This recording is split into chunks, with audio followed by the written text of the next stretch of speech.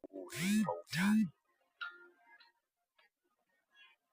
lakini kilichomtokea aisee hakikuwa utani hata kidogo.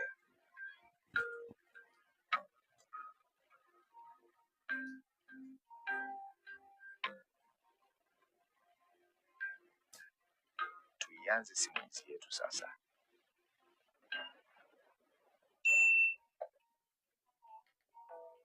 Hii ni Mbeya, Tanzania, mkoa wenye milima mirefu, baridi kali ya asubuhi na ukungu uliojaa angani kama kitu kinachoficha siri.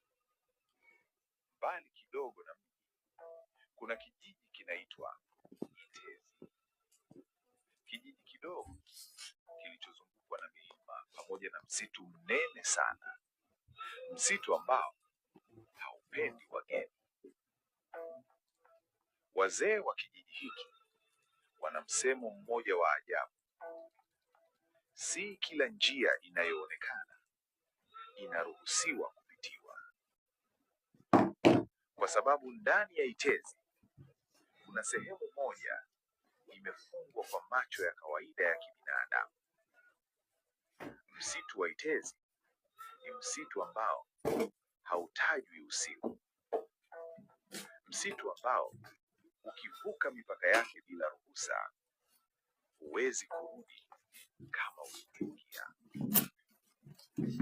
Lakini kama kawaida, kuna watu hawasikii, na mmoja wao ni huyu hapa, Brian,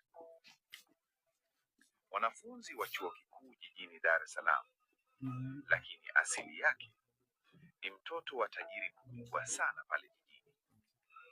Baba yake ni mfanyabiashara anayejulikana sana, mtu mwenye pesa, mwenye nguvu, mwenye connection kila mahali. Na Brian amekulia kwenye dunia ya anasa. Hajui kuambiwa hapana, hajui kuogopa, na anaamini kitu kimoja tu: pesa inaweza kunilinda dhidi ya kila kitu hapa duniani. Lakini karibu naye kuna mtu tofauti kabisa. Jina lake anaitwa Juma. Juma ni rafiki yake wa karibu, lakini maisha yake ni tofauti kabisa.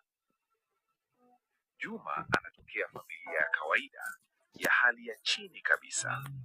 Ana ndugu wengi na yeye ndiye tegemeo lao, lakini ana akili sana, na zaidi ya yote ana heshima pia. Na kitu kingine ni kwamba anaamini katika mambo ambayo Brian huwa anayadhalau sana. Katika chuo walichokuwa wakisoma, habari njema ilitangazwa. Chuo chao kilipanga safari ya kielimu, safari ya kwenda Mbeya, kaburi kwa utani. Lakini kilichomtokea aisee hakikuwa utani hata kidogo.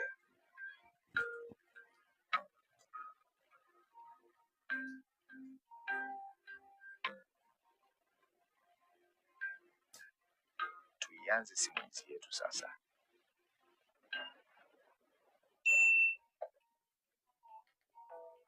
Hii ni Mbeya, Tanzania, kaburi kwa utani,